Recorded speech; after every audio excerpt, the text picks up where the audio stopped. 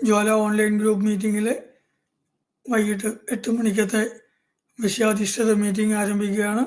ഇന്നത്തെ വിഷയം വലിയ ശക്തി ഒരു മാർഗദർശി, ഹയർ പവർ എ ഗൈഡ്.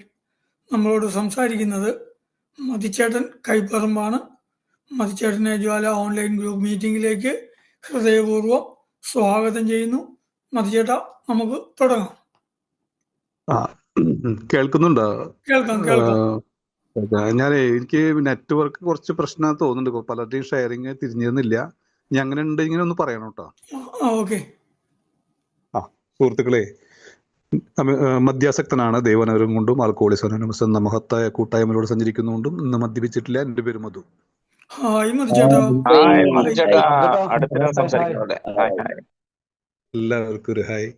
സന്തോഷം. ഹായ്. ഫിസിക്കൽ മീറ്റിങ്ങിനൊക്കെ പോയി വന്നു. ഞാൻ കയറാൻ ഒരു 8:40 അല്ല, 8:15 ആയി. 8:20 കയറിയത്. അപ്പൊ യഥാർത്ഥത്തില് ഓരോ വിഷയങ്ങളിലൊക്കെ കുറിച്ച് ആലോചിക്കുമ്പോൾ യഥാർത്ഥത്തില് ആ വലിയ ശക്തി ഒരു മാർഗദർശി. അപ്പൊ ഞാൻ ഉദ്ദേശിക്കുമ്പോൾ, ഞാൻ ആൽക്കോളിസ് അനോണിമസിൽ വരുമ്പോൾ എനിക്ക് ഒരു വിശ്വാസം ഉണ്ടാകുന്നില്ല. വലിയ ശക്തി എന്നോ അല്ലെങ്കിൽ ദൈവം എന്ന ആശയോ അങ്ങനെ ഒരു വിശ്വാസം ഇല്ലാതെയാണ് ആൽക്കോളിസ് അനോണിമസിൽ വന്നത്. അപ്പോൾ ഇതിൽ പറയുന്നുണ്ട്, നമ്മുടെ ഇതെങ്ങനെ പ്രവർത്തിക്കുന്നു എന്നുള്ള അധ്യായത്തിൽ പറയുന്ന ഒരു കാര്യം, ലോകത്തെ ഒരു മനുഷ്യശക്തിക്ക് ഞങ്ങളുടെ രോഗത്തെ ശമിപ്പിക്കാൻ കഴിഞ്ഞില്ല. ദൈവത്തെ തേടിയാൽ ദൈവത്തിന് സാധിക്കും. ഇവിടെ എത്തുമ്പോൾ അല്ലെങ്കിൽ ഇവിടെ വരുമ്പോൾ എന്നെ സംബന്ധിച്ച് എനിക്ക് വല്ലാത്തൊരു ഇറിറ്റേഷനാണ്. ശരിക്കും ഞാൻ ആൽക്കോളിസ് അനോണിമസിൽ വരുന്നത്, ശരിക്കും പറഞ്ഞു കഴിഞ്ഞാൽ വളരെ ഏറ്റവും പ്രശ്നം എന്ന് പറഞ്ഞു കഴിഞ്ഞാൽ, ഒരു മദ്യാസക്തനെ സംബന്ധിച്ച്, എന്നെപ്പോലത്തെ ഒരു മദ്യാസക്തനെ സംബന്ധിച്ച് അഹങ്കാരം ഇതിൽ പറയുന്നുണ്ട്. അഹങ്കാരവും സ്വാർത്ഥതയും അഹങ്കാരവും കൂടിക്കലർന്നൊരു സ്വഭാവം, സെൽഫ് സെൻറ്റേർഡ്, ഈഗോസെൻട്രിക് എന്ന് പറയും. ഇപ്പൊ ഒരു ഉദാഹരണം പറഞ്ഞു കഴിഞ്ഞാൽ, ഞാൻ ഇവിടെ ഇങ്ങനെ മീറ്റിങ്ങിന് ഇരിക്കുമ്പോൾ എൻ്റെ വീട്ടിലെ നായ തന്നെ നിങ്ങൾക്ക് കുറയ്ക്കുന്നത് ചിലപ്പോൾ സൗണ്ട് കേൾക്കുന്നുണ്ടാവും. ഇവൻ ആവശ്യമില്ലാതെ കുറയ്ക്കാണല്ലോ എന്നുള്ളൊരു ചിന്ത വരുമ്പോൾ തന്നെ എനിക്ക് ഇറിറ്റേഷൻ വരും ശരിക്കും. പക്ഷെ അത് വിചാരിച്ചിട്ട് ഒരു നായയാണ്, സാധാരണ ഒരു ജീവിയാണ്, അവൻ എന്തെങ്കിലും കണ്ടിട്ട് കുറയ്ക്കാവും എന്നുള്ളൊരു ചിന്തയിൽ വരാൻ എനിക്ക് കുറേ സമയം എടുത്തു എന്നുള്ളത്. അതേപോലെ തന്നെ ഒരുപാട് ഷെയറിങ്, ഇപ്പം നേരത്തെ വേലാതേട്ടനടക്കമുള്ള ഷെയറിങ്ങുകൾ കേൾക്കുമ്പോൾ മുറിഞ്ഞു പോകുമ്പോൾ എനിക്ക് ഉള്ളിൽ പെട്ടെന്ന് ചിലപ്പോൾ എനിക്കൊരു ഉത്കണ്ഠ വരും. ഇപ്പം ഞാൻ പറയുന്നത് മറ്റുള്ളവർ കേൾക്കില്ലേ എന്നുള്ളൊരു ഉത്കണ്ഠ. ഇതിവിടെയൊക്കെ എൻ്റെ ആ സ്വഭാവ വൈകല്യങ്ങളെ എടുത്ത് കാണിക്കുന്ന പല രീതിയിലുണ്ട് ശരിക്കും. ഞാൻ എൻ്റെ ഒരു തുടക്കത്തിൽ, അതായത് ഒരു 4-ാം പടിയൊക്കെ ചെയ്തപ്പോൾ തുടക്കത്തിലുള്ള ഒരു സംഭവം പറയാം. ഞാൻ ഒരു 4-ാം ക്ലാസ് തൊട്ടിട്ട് ഒരു 7-ാം ക്ലാസ്, ഡിസ്റ്റർബൻസ് ഉണ്ടോ രാജേഷേട്ടാ? ഇവിടെ മറ്റേ നായയുടെ പ്രശ്നമില്ലല്ലോ? നായ കുറയ്ക്കുന്ന ഇല്ലേ? ഓക്കെ. അപ്പോ ഞാനൊരു ശരിക്ക് ഒരു 4-ാം ക്ലാസ് മുതലാണ് എനിക്ക് ദൈവികമായിട്ടുള്ള ഒരു പ്രശ്നങ്ങൾ വന്നത്. 4-ാം ക്ലാസ് തൊട്ട് 7-ാം ക്ലാസ് വരെ, 4, 5, 6, 7 ഞാനൊരു ബോർഡിംഗ് സ്കൂളിൽ നിന്ന് പഠിക്കുകയായിരുന്നു. ശരി, എൻ്റെ അച്ഛനും അമ്മയും ജ്യേഷ്ഠന്മാരും വിദേശത്ത്, ഞാൻ ഒറ്റയ്ക്ക് നാട്ടിലുള്ളൂ. അപ്പോൾ അവിടെ കന്യാസ്ത്രീകളാണ് ഞങ്ങളെ പഠിപ്പിക്കുന്നത്. നല്ല ശിക്ഷ കിട്ടും, കാരണം മാർക്ക് കുറഞ്ഞ കിട്ടും. ക്ലാസ് റൂമിൽ അല്ലെങ്കിൽ നമ്മൾ രാത്രി ഇരുന്ന് സ്റ്റഡി റൂമിലിരുന്നിട്ട് വർത്താനം പറഞ്ഞ അടി കിട്ടും. അപ്പം ഞാൻ സത്യത്തിൽ അവിടെ ഉച്ച നേരത്തും വൈകിട്ടും പള്ളിയിൽ പോകണം. ഉച്ചയ്ക്ക് ലഞ്ച് ബ്രേക്കിന് പള്ളിയിൽ പോയിട്ട് അവിടെ ഒരു 15 മിനിറ്റ് നേരം പ്രാർത്ഥന ഉണ്ട്. വൈകിട്ട് ആ വിശക്കുന്ന 8 മണി അല്ലെങ്കിൽ 8:15 നേരത്ത് ഒരു പ്രാർത്ഥന ഉണ്ട്. അത് പ്രാർത്ഥന കഴിഞ്ഞിട്ടേ ഭക്ഷണത്തിന് പോകാൻ പറ്റുള്ളൂ. അവിടെയൊക്കെ ഞങ്ങൾ ചെറിയ കുട്ടികളാകുമ്പോൾ വിശ്വാസമൊന്നും ഉണ്ടാവില്ല. നമുക്ക് പ്രത്യേകിച്ച് ഒരു തരം വിശ്വാസമല്ല, നമുക്ക് ഇറിറ്റേഷനാണ് വരിക. അപ്പൊ അന്ന് തൊട്ടിട്ട് തന്നെ ഇവിടെ നാട്ടിൽ വന്നു കഴിഞ്ഞാൽ അച്ഛനൊക്കെ വരുമ്പോൾ, വിദേശത്ത് നിന്ന് വരുമ്പോൾ ഈ അമ്പലങ്ങളിലും പോകും. എന്നെ സംബന്ധിച്ച് ചെറിയ കുട്ടിക്കാലത്ത് തന്നെ എനിക്ക് വിശ്വാസം നഷ്ടപ്പെട്ടു. അപ്പോൾ പിന്നെ എൻ്റെ ഉള്ളിൽ വന്നത് ഒക്കെ സ്വഭാവം, അന്നേ സ്വാർത്ഥനാണ് ഞാൻ ശരിക്കും. പൊതുവെ സ്വാർത്ഥത പഠിപ്പിച്ചു എന്ന് തന്നെ പറയാം. കാരണം അവനവൻ്റെ കാര്യങ്ങൾ നമ്മൾ സൂക്ഷിക്കണം, മറ്റുള്ളവർക്ക് കൊടുക്കാൻ പാടില്ല. ഇനി ഇടയ്ക്ക് വീട്ടിൽ വല്ല ബന്ധുക്കളൊക്കെ വന്നിട്ട് വല്ല സ്വീറ്റ്സോ മറ്റുള്ള കാര്യങ്ങൾ വരുമ്പോൾ കുട്ടികൾക്ക് അങ്ങോട്ടും ഇങ്ങോട്ടും പങ്കുവയ്ക്കാൻ പാടില്ല. അങ്ങനെയുള്ള കുറേ കാര്യങ്ങൾ ഉണ്ടായിരുന്നു. അന്നേ സ്വാർത്ഥനാണ് ഞാൻ. പിന്നെ അത് മാത്രമല്ല, അതിൻ്റെ ഇടയിൽ കൂടെ തന്നെ എനിക്ക് ശരിക്കും പറയണമെന്ന് വെച്ച് കഴിഞ്ഞാൽ വളരെ മോശമായിട്ടുള്ള ചിന്താഗതികൾ വന്നു. എൻ്റെ അച്ഛനെയും അമ്മയെയും സത്യം പറഞ്ഞു കഴിഞ്ഞാൽ കൊല്ലാനുള്ള ദേഷ്യം എനിക്കുണ്ട്. ചെറിയ കുട്ടിക്കാലത്ത് ഒരു ശരിക്കൊരു ജയിലാണ്. ഒരു ജയിലിലിട്ട പോലെയായിരുന്നു എൻ്റെ കുട്ടിക്കാലം. 4ാം ക്ലാസ് തൊട്ട് 7ാം ക്ലാസ് വരെ. 4ാം ക്ലാസ് എന്ന് പറയുമ്പോൾ അറിയാലോ, ഒരു കുട്ടി അവൻ അച്ഛനെയും അമ്മേനെയും ബന്ധുക്കളെയും ആരും കാണാതെ ഒരു സ്ഥലത്ത് നിൽക്കുക. അവിടുന്ന് തുടങ്ങി എൻ്റെ ഏറ്റവും വലിയ സ്വഭാവ ദൂഷ്യങ്ങൾ. ഞാൻ എൻ്റെ മനസ്സിലൊക്കെ കരുതി ഇവരുടെയൊക്കെ വെറുപ്പും ദ്വേഷം വന്നു. വിദേശത്തുനിന്നും അച്ഛനെയും അമ്മ വന്നു കഴിഞ്ഞാൽ അവരോടൊന്നും മിണ്ടില്ല ഞാൻ. അങ്ങനെ നടന്നു. പിന്നെ എനിക്ക് സ്വാതന്ത്ര്യം കിട്ടിയത് 8ാം ക്ലാസ്സിൽ ഗവൺമെൻറ് സ്കൂളിൽ പഠിച്ചതാണ്. ഒരു അത്യാവശ്യം വലിയ കുഴപ്പമില്ലാത്തൊരു സ്കൂളും അതിനോടനുബന്ധിച്ചുള്ള പ്രശ്നം. 8ാം ക്ലാസ് തൊട്ട് ഞാൻ പുകവലിക്കാൻ തുടങ്ങി. 8ാം ക്ലാസ് തൊട്ടിട്ട് 8ഉം 9ഉം 10ഉം പിന്നെ അവിടെ ഒരു കോളേജ് ലെവലിൽ ചെയ്യുന്ന കാര്യങ്ങളൊക്കെ അവിടെ ചെയ്തു. അതിൽ പെൺകുട്ടികൾ, മറ്റുള്ള കാര്യങ്ങൾ അങ്ങനെയൊക്കെ ഉണ്ടായിരുന്നു. അപ്പം എൻ്റെ സ്വഭാവ വൈകല്യം അവിടെ നിന്ന് ഞാൻ 8ാം ക്ലാസ്സിൽ തോറ്റു. 8ാം ക്ലാസ്സിൽ തോറ്റു. അപ്പോൾ 8ാം ക്ലാസ്സിൽ വീണ്ടും ഇരുന്നു. 9ഉം 10ഉം കഴിഞ്ഞു. 10ാം ക്ലാസ് പാസ്സായി. 10ാം ക്ലാസ്സിൽ വീണ്ടും എനിക്ക് എൻ്റെ അച്ഛനോടൊരു വെറുപ്പ് തോന്നേണ്ട ഒരു കണ്ടീഷൻ വന്നു. ഞാൻ 10ാം ക്ലാസ് നല്ല മാർക്കോട് കൂടി പാസ്സായി കഴിഞ്ഞാൽ സ്കൂട്ടർ മേടിച്ചു തരാമെന്ന് ആ സമയത്ത്. കാരണം ഞാൻ സ്കൂട്ടർ ഓടിക്കും. അന്ന് സ്കൂളിലൊക്കെ പിള്ളേര്, വലിയ മുതലാളിമാരുടെ പിള്ളേരൊക്കെ സ്കൂട്ടറും കൊണ്ട് വന്നിട്ടൊക്കെ ഓടിച്ച് പഠിച്ചു. അത് എൻ്റെ മൂത്ത ജ്യേഷ്ഠന് അറിയാം. അങ്ങനെ എനിക്കൊരു ഓഫർ തോന്നുന്നു, 10ാം ക്ലാസ് ഇത്ര ശതമാനം മാർക്കോട് കൂടി പാസ്സായി കഴിഞ്ഞാൽ സ്കൂട്ടർ മേടിച്ചു. അന്നൊക്കെ 10,000 രൂപയോ 8,000 10,000 ഒക്കെ ഉള്ളു ബജാജ് ചേതക്ക് വന്ന സ്കൂട്ടറിന്. അത് ഞാൻ 88 89 കാലഘട്ടങ്ങളാണ് പറയുന്നത്. അവസാനം ഞാൻ ആ മാർക്ക് മേടിച്ച് പാസ്സായപ്പോൾ അച്ഛൻ കൈയൊഴിഞ്ഞു. അച്ഛൻ പറഞ്ഞു, നീ 18 വയസ്സാവണം, എന്നാലാണ് ലൈസൻസ് എടുക്കുള്ളൂ, അന്ന് നമുക്ക് മേടിക്കാന്ന് പറഞ്ഞു. പക്ഷെ ഞാൻ എൻ്റെ വാശി വീണ്ടും തുടങ്ങി. അങ്ങനെ ഞാൻ 10ാം ക്ലാസ് കഴിഞ്ഞു. 10ാം ക്ലാസ്സിൽ തന്നെ തൊട്ട് ഞാൻ ബീറും അത്യാവശ്യം വേണ്ട ഇതൊക്കെ കഴിച്ചു തുടങ്ങി. അത് കഴിഞ്ഞ് കോളേജിൽ പോയി. അത് കഴിഞ്ഞ് ഒരു കോഴ്സ് 2-3 കോഴ്സ് വേറെ കമ്പ്യൂട്ടർ ഡിപ്ലോമയ്ക്ക് ചേർന്നു. അവിടെ എനിക്കൊരു സുഹൃത്തിനെ കിട്ടി, മദ്യപാന സുഹൃത്തിനെ കിട്ടി. അങ്ങനെ തൃശ്ശൂരായിരുന്നു. തൃശ്ശൂര് ബാറ് കഴിച്ചിട്ടൊക്കെ ക്ലാസ്സിൽ പോയിരിക്കുന്ന ഒരു കണ്ടീഷനെത്തി. അത് കഴിഞ്ഞ് ഞാൻ വീണ്ടും സിവിൽ എഞ്ചിനീയറിംഗ് വിഭാഗത്തിൽ എനിക്ക് ജോലി കിട്ടി.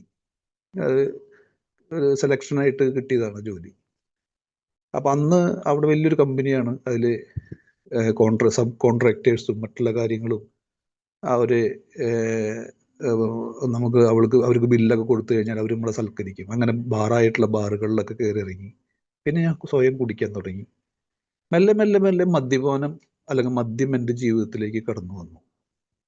അപ്പോഴൊന്നും എനിക്ക് വിശ്വാസം എന്ന് പറഞ്ഞാൽ ഒന്നുമില്ല ശരിക്കും. വല്ലപ്പോഴൊക്കെ അമ്പലത്തിൽ പോകുന്നു, അവിടെ വെറുതെ ആൾക്കാരെ കാണിക്കാൻ വേണ്ടി ചിലപ്പോൾ ഒക്കെ കുടുംബത്തോടൊപ്പോ ഒക്കെ ചിലപ്പോൾ പോവാം. അങ്ങനെ എനിക്ക് എൻ്റെ മദ്യപാനം നല്ല ഒരു 25 വയസ്സാകുമ്പോഴേക്കും ഞാൻ തികഞ്ഞ മദ്യപാനിയായി. ഏകദേശം പ്രശ്നങ്ങളുടെ ഒരു ഘോഷയാത്ര. എന്താ പറയുക, വീട്ടിൽ കുടുംബത്തിൽ പ്രശ്നങ്ങൾ തുടങ്ങി. അങ്ങനെ അച്ഛൻ ആ സമയത്ത് വിദേശത്ത് നിന്ന് വന്നു. അച്ഛനും മദ്യപിക്കാൻ തുടങ്ങി. അച്ഛൻ നമ്മുടെ ബിഗ് ബുക്കിൽ പറഞ്ഞ പോലെ തന്നെ നീണ്ട ആള് മദ്യപാനിയായിരുന്നു, മദ്യാസക്തനായിരുന്നു ചെറുപ്പം മുതലേ. പക്ഷേ ഒരു ഘട്ടത്തിൽ അദ്ദേഹം സ്വയം നിർത്തി. നീണ്ട 26 വർഷം നിർത്തി. 60ാമത്തെ വയസ്സിൽ കുടിക്കുന്നു പറഞ്ഞു. 60ാമത്തെ വയസ്സിൽ കുടിച്ചു. നിങ്ങൾ ബിഗ് ബുക്ക് വായിച്ചിട്ടുള്ള ആൾക്കാർക്ക് അറിയാം, ഒരു ബിസിനസ്സുകാരൻ തൻ്റെ വളരെ ചെറുപ്പത്തിൽ തന്നെ കുടി നിർത്തണം, ബിസിനസ്സിലേക്ക് ശ്രദ്ധിക്കണം എന്ന് കരുതി ലാസ്റ്റ് കുടി നിർത്തി. അവസാനം വിജയങ്ങളും കാര്യങ്ങളും കഴിഞ്ഞു വന്നപ്പോൾ ഒന്ന് വീണ്ടും മദ്യപാനത്തിലേക്ക് വരികയും പെട്ടെന്ന് തന്നെ മരണത്തിലേക്ക് പോയി. അതേ കഥ തന്നെ എൻ്റെ അച്ഛനും. പുള്ളി 60 വയസ്സിൽ തുടങ്ങി, 63ാമത്തെ വയസ്സിൽ പാരലൈസായി, 65ാമത്തെ വയസ്സിൽ മരിച്ചു.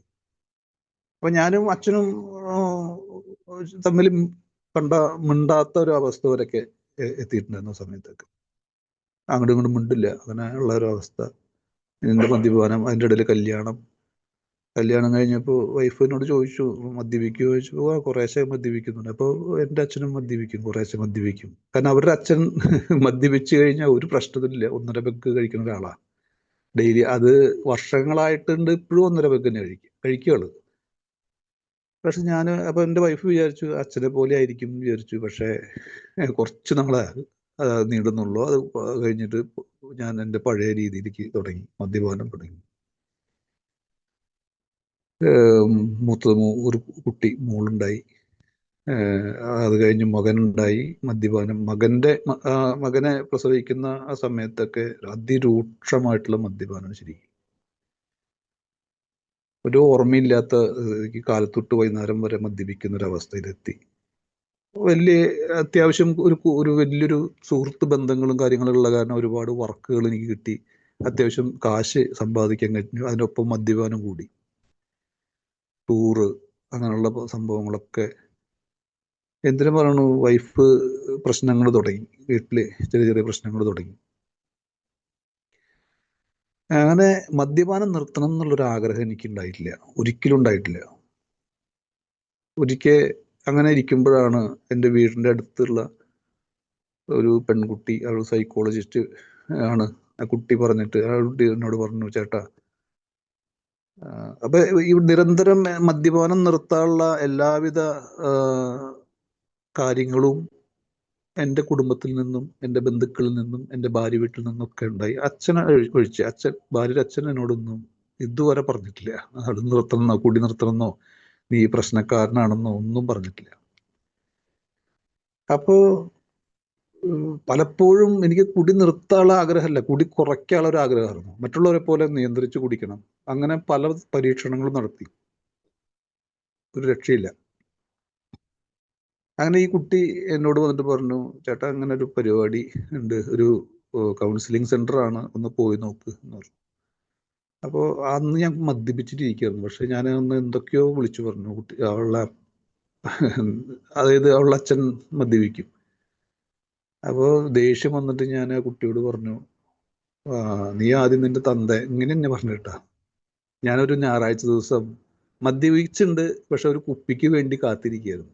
നമ്മുടെ ഒരു സുഹൃത്ത് എന്നോട് പറഞ്ഞ്, അന്ന് ബീവറേജ് ഉണ്ട്, ബീവറേജിൽ നിന്ന് ഒരു കുപ്പി വാങ്ങിക്കാൻ വേണ്ടി വിട്ടിട്ട് ഇങ്ങനെ കാത്തിരിക്കുന്ന സമയത്താണ് ഈ പെൺകുട്ടി വന്ന് എന്നോട് പറയുന്നത്. അത് ശരിക്കും പറയാൻ കാരണം എൻ്റെ വൈഫ് അവളോട് പറഞ്ഞതാണ്, ഇങ്ങനെ മദ്യപിക്കുന്നുണ്ട്, ഒരു ലഘുലകലില്ലാണ്ട് പോകുന്നത്, രാത്രിക്കൊക്കെയാണ് കയറി വരുന്നത്, എന്താ ചെയ്യാന്നുള്ളത് ആ കുട്ടിയോട് സംസാരിച്ചു. അപ്പൊ ആ കുട്ടീനോട് വന്ന് പറഞ്ഞപ്പോൾ അവളുടെ അച്ഛൻ മദ്യപാനിയാണ്. അപ്പൊ ഞാൻ പറഞ്ഞു, നിന്റെ തന്തേനെ നേരിയാക്കും നീ എന്ന് പറഞ്ഞു, ഇങ്ങനെ പറഞ്ഞത്. പക്ഷെ ഇന്നൊക്കെ 4ാമത്തെ പടിയും കാര്യങ്ങളൊക്കെ ചെയ്യുമ്പോൾ, അല്ലെങ്കിൽ ആ 8ാം പടിയൊക്കെ ചെയ്യുമ്പോൾ അത് വീണ്ടും എന്നെ ശരിക്കും വല്ലാതെ അലട്ടിയുള്ള സംഭവമാണ്. അത് കഴിഞ്ഞ് കുറച്ച് കാലങ്ങൾ കഴിഞ്ഞപ്പോൾ ഞാൻ തന്നെ ആ പെൺകുട്ടിയുടെ അടുത്ത് പോയിട്ട് പറഞ്ഞു, എനിക്ക് ഈ ഭ്രാന്ത് പിടിക്കുന്നുണ്ട്, അതിനുള്ള വല്ല മരുന്ന് തന്നെ വല്ല ഡോക്ടർമാരുണ്ടോ എന്ന് ചോദിച്ചു. അപ്പോ പറഞ്ഞുകൊണ്ട് എന്ന് പറഞ്ഞൊരു സൈക്കോളജിസ്റ്റിന്റെ അടുത്തേക്ക് എന്നെ വിട്ടു. 2013 മറ്റാണ്, 2013. വിട്ടു. ഞാൻ അയാളെ കണ്ടു.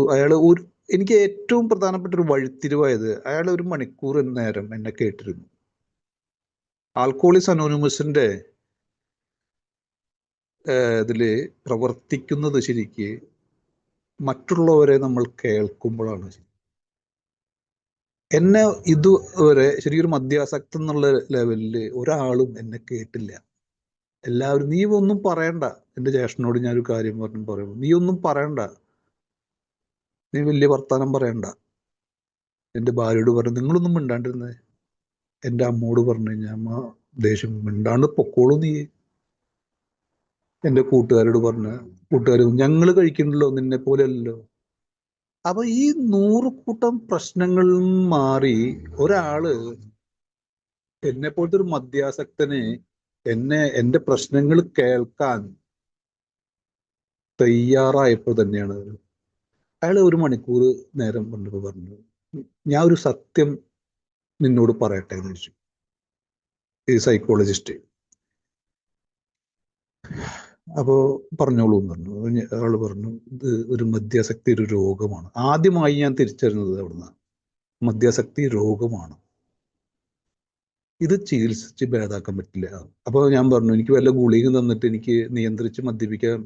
അയാൾ ചിരിച്ചുകൊണ്ട് പറഞ്ഞു പറ്റില്ല സുഹൃത്തെ, നിനക്ക് വേണമെങ്കിൽ ഇങ്ങനെ ഒരു കൂട്ടായ്മയുണ്ട്, ആൽക്കോളിക്സ് അനോണിമസ് എന്നാണ് പേര്. എനിക്ക് അന്ന് ഒന്നും മനസ്സിലായില്ല. ഇതിൻ്റെ ഒരു കൂട്ടായ്മ ഇവിടെ നടക്കുന്നുണ്ട്, എല്ലാ തിങ്കളാഴ്ചയും വ്യാഴാഴ്ചയും നടക്കുന്നുണ്ട്.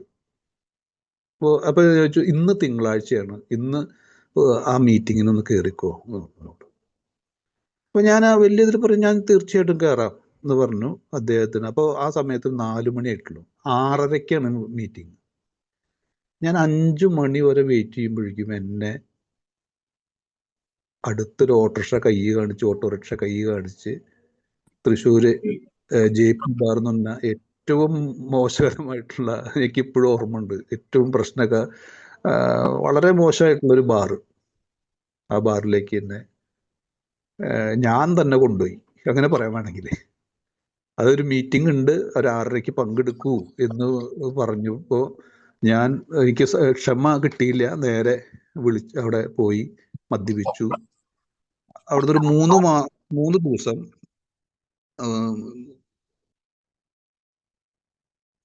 ഏകദേശം ഒരു 3 ദിവസം മദ്യപിച്ചു. അടുത്ത തിങ്കളാഴ്ചയായിരുന്നു ഈ മീറ്റിംഗ്. പക്ഷെ അന്ന് ഞാൻ പങ്കെടുത്തില്ല.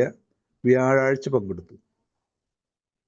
വ്യാഴാഴ്ച വരെ മദ്യപിച്ചു. വ്യാഴാഴ്ച ഞാൻ എൻ്റെ സുഹൃത്തിനോട് പറഞ്ഞപ്പോൾ സുഹൃത്ത് നീ ഒന്ന് പോയി നോക്കി നോക്കുക എന്ന് പറഞ്ഞു. അവിടെ പോയി ഞാൻ ഒരു മെമ്പറെ പരിചയപ്പെട്ടു.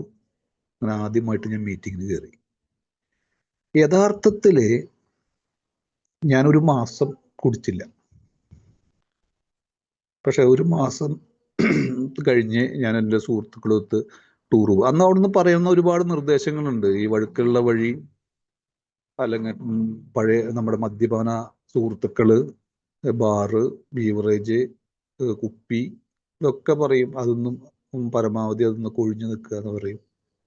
വഴുക്കിലുള്ള വഴി, അതായത് ഈ കൂട്ടുകാർ ഞാൻ അവിടെ തന്നെ ഷെയർ ചെയ്തു, ഞാൻ അടുത്ത ആഴ്ച ടൂറ് പോവാണ്. ആ മീറ്റിംഗ് കഴിഞ്ഞ് പഴമക്കാർ പറഞ്ഞു മധു നീ ആരുടെ കൂടെ ടൂറ് പോകണം? ഞാൻ പഴയ കൂട്ടുകാരുടെ ഒപ്പം. പ്രശ്നമാണ്? ഒരു പ്രശ്നമില്ല, എനിക്ക് ഒരു പ്രശ്നമില്ല. ഞാൻ വിചാരിച്ച എനിക്ക് കുടിക്കാതിരിക്കാൻ കഴിയും. അങ്ങനെ ഈ കുമരകം, കോട്ടയം അടുത്തുള്ള കുമരകം എന്ന് പറഞ്ഞ സ്ഥലത്ത് ഹൗസ് ബോട്ടിങ്, അതിനാണ് പോയത്. ഞാൻ ഇവര് ഒരു ട്രാവലർ വിളിച്ചു, 10-15 ആൾക്കാരുണ്ട്, ഇവിടുന്ന് പോകുന്നു. ഞാനാണ് കുടിക്കാതെ ഫ്രണ്ടിലിരിക്കുന്നു. ഇവര് കുടിച്ച് കുറച്ച് കയറിയപ്പോ അല്ലെങ്കിൽ ഒന്ന് ഇതായപ്പോ അവരെന്നെ തെറി വിളിക്കാൻ തുടങ്ങി. ഇടാ മറ്റവനെ മറിച്ചവനെ എന്നൊക്കെ പറഞ്ഞ് തെറി വിളിക്കാൻ തുടങ്ങി. അപ്പൊ ഞാനിങ്ങനെ ബലം പിടിച്ചിരുന്നു.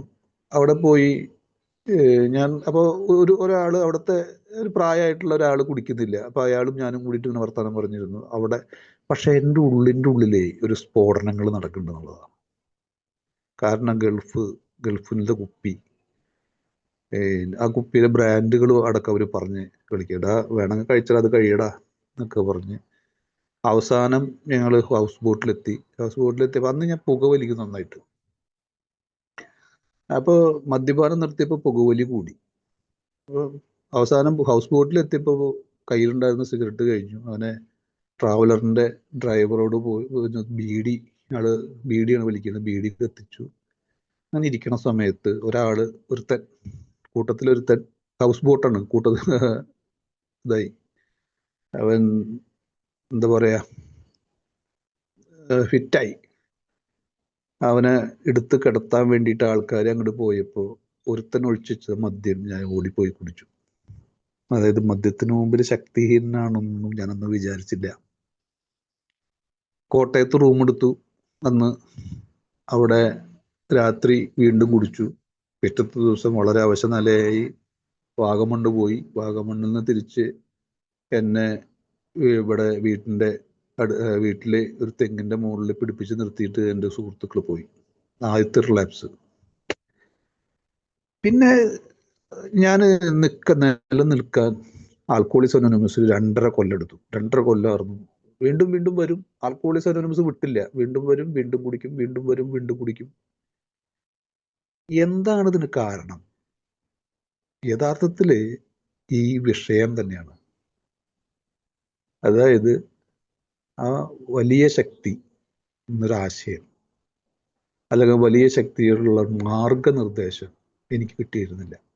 കാരണം ഞാനത് വിശ്വാസം ഉണ്ടായിരുന്നില്ല. നിങ്ങൾ എന്തിനെങ്കിലും വിശ്വസിക്കണം എന്ന് പറഞ്ഞിട്ടുള്ളത്. എന്തിനെങ്കിലും. പലരും പറയാറുണ്ട്, ചിലപ്പോൾ ഒരു മീറ്റിംഗ് ആയിരിക്കാം, ചിലപ്പോൾ ഒരു ബിഗ് ബുക്ക് ആയിരിക്കാം. കാരണം എനിക്ക് അങ്ങനെ ഒരു വിശ്വാസം ഉണ്ടായിരുന്നില്ല എന്നുള്ളതാണ് ഏറ്റവും വലിയൊരു കാര്യം. പല പഴമക്കാരും പറയാറുണ്ട്, ഇതില് ഈ ഒരു ആൽക്കോളിക്സ് അനോണിമസ് കാണണമെങ്കിൽ, അല്ലെങ്കിൽ അതിനെപ്പറ്റിയിട്ട് അറിയണമെങ്കിൽ ഒരു ദൈവാനുഗ്രഹം വേണം, അതിലെത്തിപ്പെടാൻ ഒരു ദൈവാനുഗ്രഹം വേണം, അതിൽ നിലനിന്ന് പോകാൻ ദൈവാനുഗ്രഹം വേണം എന്നൊക്കെ പണ്ടൊക്കെ ഞാൻ പുച്ഛിച്ചിരുന്നു. ശരി, എന്ത് ദൈവാനുഗ്രഹം? അപ്പം പിന്നെ ഞാൻ എൻ്റെ ഇച്ഛ, അതായത് സ്വേച്ഛ, ഇച്ഛകളെക്കാളും വലിയ സ്വേച്ഛ എന്ന് പറയും, അഹങ്കാരം. ഞാൻ വിചാരിച്ചാൽ ഇത് നിർത്താൻ പറ്റും. ഇതായിരുന്നു എൻ്റെ ഒരു ഇത്. എനിക്ക് എപ്പോൾ വേണമെങ്കിലും നിർത്താം. യഥാർത്ഥത്തില് ആ ഒരു വലിയ ശക്തിയുടെ ആ നിർദ്ദേശം ഉണ്ടെങ്കിൽ മാത്രമാണ് അത് നിർത്താൻ കഴിയുള്ളൂ. യാതൊരു സംശയവുമില്ല.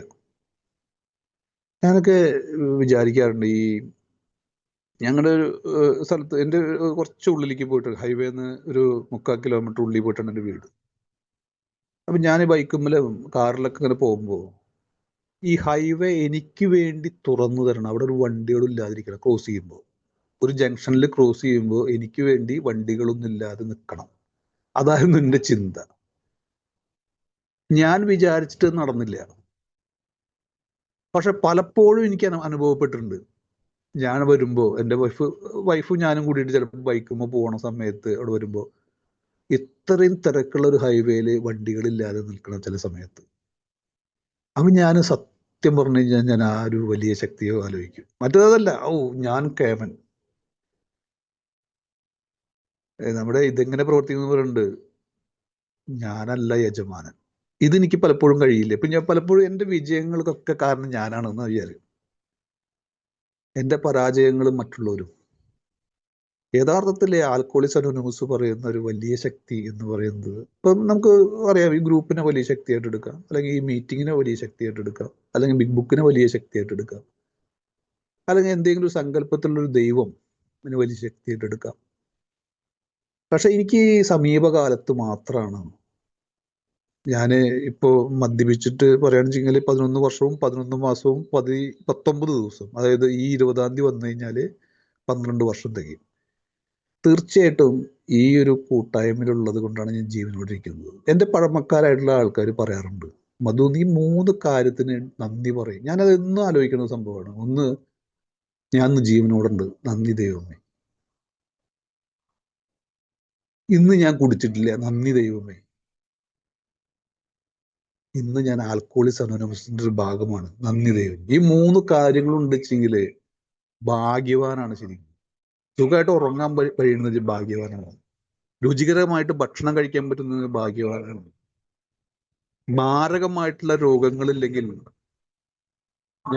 ഞാൻ ഭാഗ്യവാനാണ്. മാരകമായിട്ടുള്ള രോഗങ്ങളില്ലെങ്കിൽ ഞാൻ ഭാഗ്യവാൻ. പക്ഷെ ഞാൻ വീണ്ടും എന്തിനോ വേണ്ടി ആഗ്രഹിക്കുന്നു, എന്തിനോ വേണ്ടി ഞാൻ സ്വപ്നം കാണുന്നു, എന്തിനോ വേണ്ടി ഞാൻ കുറെ കാര്യങ്ങൾ ചെയ്യുന്നു. ആൽക്കോളിക്സ് അനോണിമസ് എന്നെ പഠിപ്പിക്കുന്നത് തന്നെ സ്വസ്ഥമായിട്ടൊരു ജീവിതം ജീവിക്കണമെങ്കിൽ ഒരു വലിയ ശക്തിയുടെ ഒരു കടാക്ഷം ഇല്ലാണ്ട് ശരിയാവില്ല എന്നുള്ളത് പലപ്പോഴും എന്നെ സഹായിച്ചിട്ടുണ്ട് ദൈവം. ഞാൻ ആൽക്കോളിക്സ് അനോണിമസിൽ വന്നിട്ട് 3.5 കൊല്ലം കഴിഞ്ഞതിന് ശേഷമാണ് ഒരു സ്പോൺസറെ തിരഞ്ഞെടുത്തത്.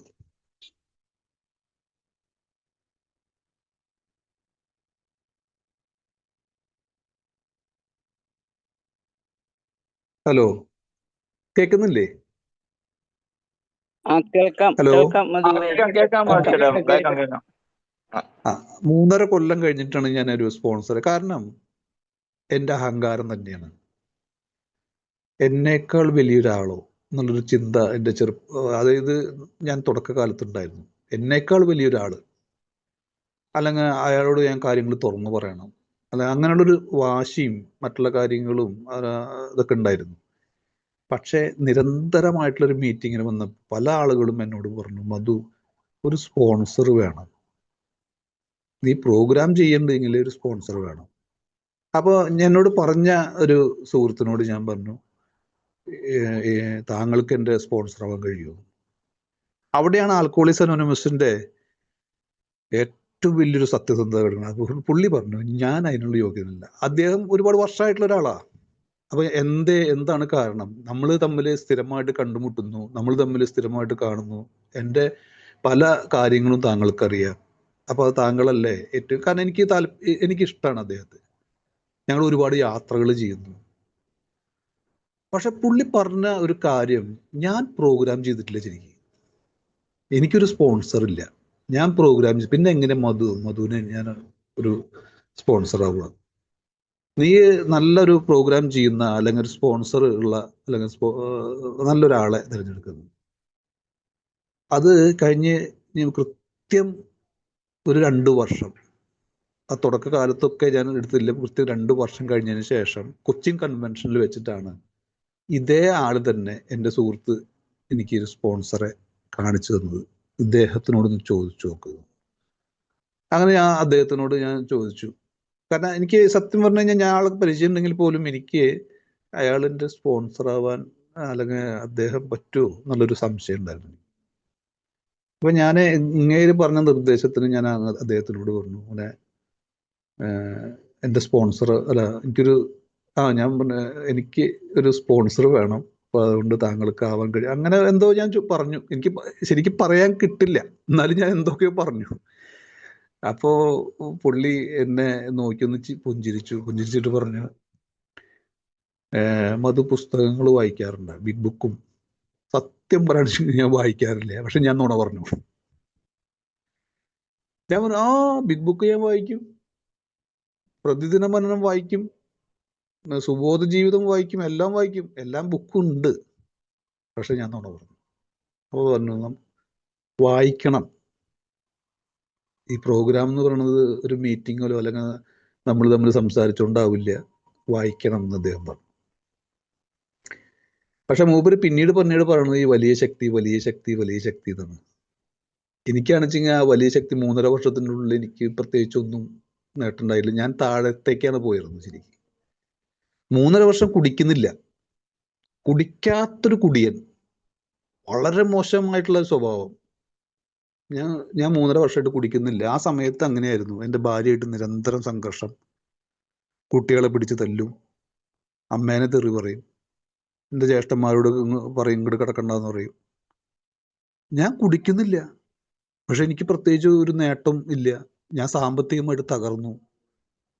എനിക്ക് കുടിച്ചുകൊണ്ടിരുന്ന സമയത്തുള്ള കോൺട്രാക്ട് വർക്കുകളൊന്നും കുടി നിർത്തിയപ്പോൾ ഇല്ല. എൻ്റെ പഴയ കൂട്ടുകാരൊക്കെ നഷ്ടപ്പെട്ടു എനിക്ക്.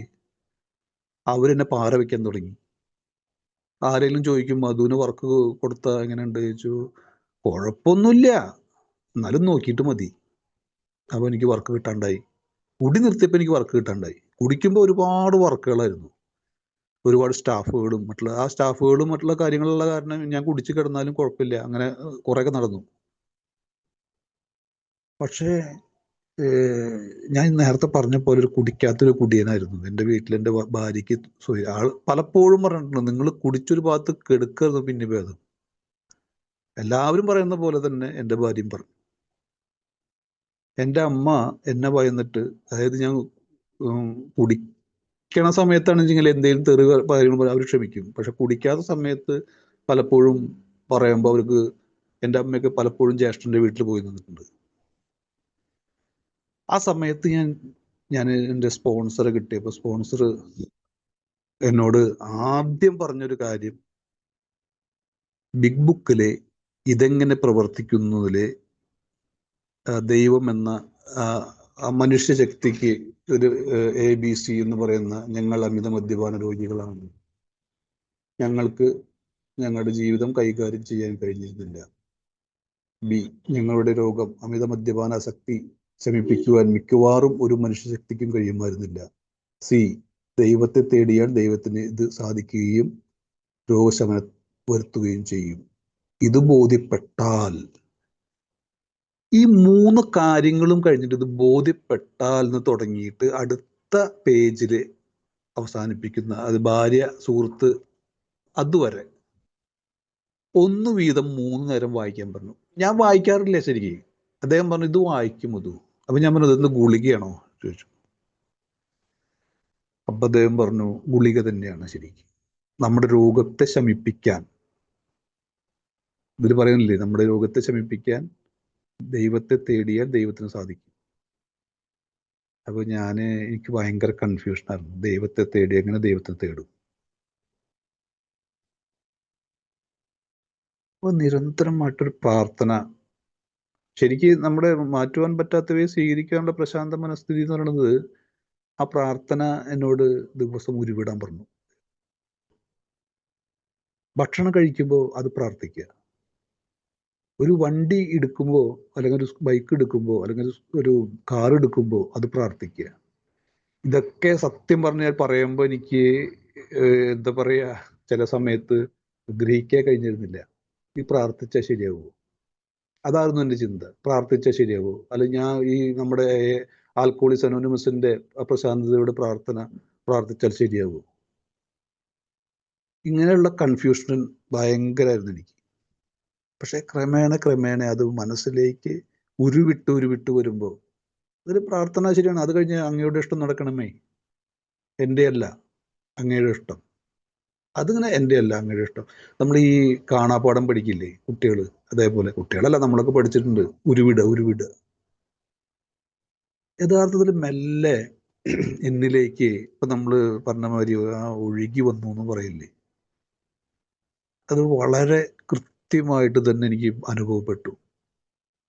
ഞാൻ പണ്ട് വിചാരിച്ച, എന്താ പറയാ, ഞാൻ വരുമ്പോൾ വഴിമാറണം, വഴിമാറാം മുണ്ടക്കൽ ശേഖര എന്ന് പറഞ്ഞ മാതിരി വഴിമാറണം, എൻ്റെ തടസ്സങ്ങളൊന്നും എൻ്റെ മുമ്പിൽ ഉണ്ടാവാൻ പാടില്ല. പക്ഷെ അതൊക്കെ ഞാൻ അറിയാതെ തന്നെ എൻ്റെ മുമ്പിലേക്ക് വന്നു എന്നുള്ളതാണ്. ഒരിക്കൽ നമ്മൾ പറയുന്ന അരിച്ചരിച്ചിറങ്ങി എന്ന് പറയും, അരിച്ചരിച്ചിറങ്ങി, മെല്ലെ ഇറങ്ങി ആ ദൈവമെന്ന ആശയം.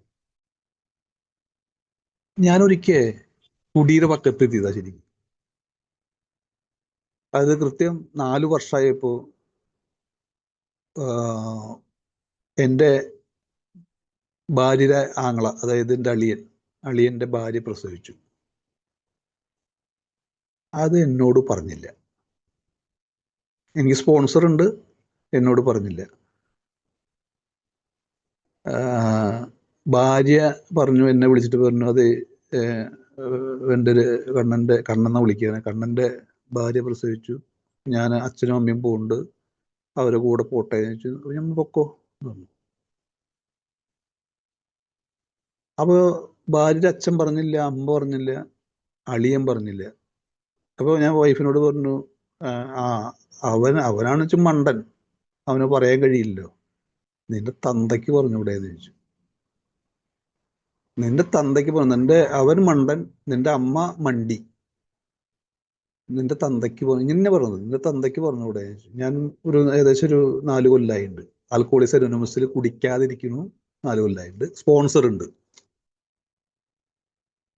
അപ്പോൾ ഞങ്ങൾ തൃശ്ശൂർ ഒരു വാർഷികത്തിന് പോകാൻ വേണ്ടിയിട്ട് ഞായറാഴ്ച നിൽക്കുന്ന സമയത്താണ് ഈ തല്ലൂട്ടം.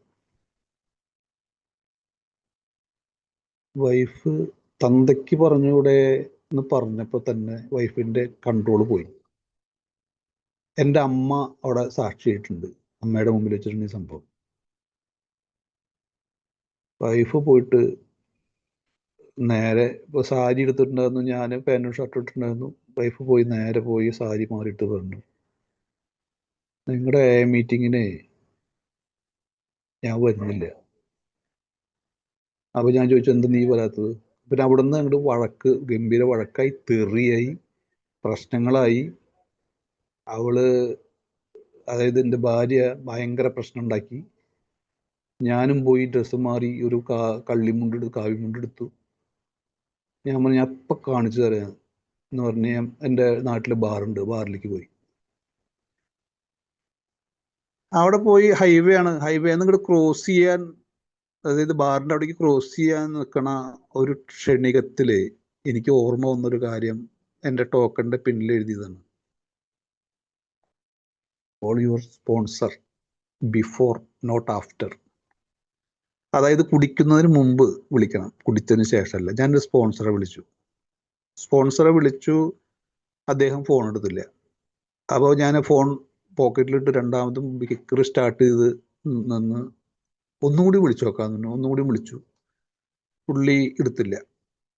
അത് കഴിഞ്ഞ് കുറച്ചു നേരം കഴിഞ്ഞപ്പോൾ പുള്ളി തിരിച്ചു വിളിച്ചു. അപ്പോൾ എന്താ മധു, ഞാൻ ബാംഗ്ലൂരാണ്, എന്താ പറ്റി, എന്താ പ്രശ്നം, 2 പ്രാവശ്യമായില്ല വിളിക്കുന്നു. ഞാൻ അങ്ങനെ ബാറിലേക്ക് വന്ന് കുടിക്കാൻ വേണ്ടി നോക്കുന്നു. അതെ, തീരുമാനിച്ചോ എന്ന് ചോദിച്ചിട്ടുണ്ട്. തീരുമാനിച്ചോ? അതുപോലെ അങ്ങനെ തീരുമാനിക്കുകയാണ്. എന്താ പ്രശ്നം എന്ന് ചോദിച്ചു. അപ്പോൾ ഞാൻ എൻ്റെ പ്രശ്നം പറഞ്ഞു. ഇതാണോ പ്രശ്നം? ഇത് നിസ്സാര പ്രശ്നമല്ലേ? അപ്പോൾ ഒരു കാര്യം ചെയ്യൂ, ആ പ്രാർത്ഥന ഒരു 10 പ്രാവശ്യം ചൊല്ലൂ. എനിക്ക് അന്ന് ദഹിച്ചില്ലത്. പ്രാർത്ഥന അത് മാറ്റുവാൻ പറ്റാത്തവേ അല്ലേ ആ പ്രാർത്ഥന. അത് 10 പ്രാവശ്യം പ്രശാന്തിയോടെ പ്രാർത്ഥനയാണ്. പ്രശാന്തതയോടെ 10 പ്രാവശ്യം ചെല്ലുക, നേരെ പോവുക. നീ ഡ്രസ്സ് മറ്റേ മാറിയിട്ട് വൈഫിനെ അവിടെ നിർത്തുക, വാർഷികത്തിന് പോവുക, തൃശ്ശൂർ വാർഷികത്തിന് പോവുക. പറ്റുമെങ്കിൽ ചെയ്യേ, അത് തീരുമാനം നിന്റെയാണ്. ഞാൻ 10 പ്രാവശ്യം ചെല്ലിയില്ല, 1-2 പ്രാവശ്യം ഞാൻ ആ പ്രാർത്ഥന ചെല്ലുമ്പോഴേക്കും എനിക്ക് ചെറിയൊരു മാർഗനിർദ്ദേശം ദൈവത്തിൽ നിന്ന് കിട്ടി. എനിക്ക് അദ്ദേഹം പറഞ്ഞു, അങ്ങനെ കുറച്ചൊരു എന്താ പറയാ, നമ്മുടെ ഗോഡിന്റെ ഫുൾ ഫോം ഇല്ലേ, ഗുഡ് ഓർഡർലി ഡയറക്ഷൻ. ഗോഡ്, ആ ഒരു ഡയറക്ഷൻ, അത് തന്നെയാണ് ഇന്നത്തെ വിഷയം.